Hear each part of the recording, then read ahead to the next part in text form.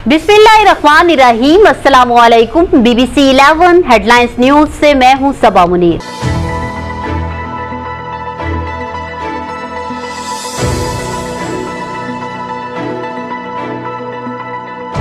नाजरीन, एक अफसोसनाक खबर से आपको आगाह करें। लालिया से जहां हमारे नुमाइंदा खुसूसी शेख खुर्रम अब्बास के मुताबिक सियासी और समाजी रहनुमा और साबिका वाइस चेयरमैन म्यूनसिपल कमेटी लालिया राव अब्दुर रहमान तवील अलालत के बाद वफात पा गए।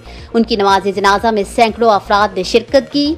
आपको बताएं कि सियासी और समाजी रहनुमा और साबिका वाइस चेयरमैन म्यूनसिपल कमेटी लालिया राव अब्दुर रहमान, जो कि काफ़ी अरसा से अलील थे, दौरान इलाज वो खालिके हकीकी से जा मिले। उनकी नमाज जनाजा लालिया के बड़े कब्रिस्तान में अदा की गई।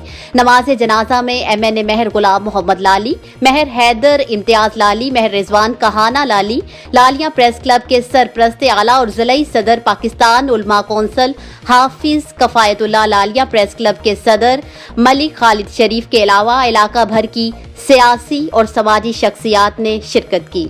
आपको बताएं कि राव अब्दुर रहमान मरहूम इंतहाई खुश मिजाज मिलनसार इंसान थे। उनकी पार्टी के लिए जो खिदमात हैं वो तादेर याद रखी जाएंगी। मरहूम ने सोगवारान में 2 बेटे और 5 बेटियां छोड़ी हैं।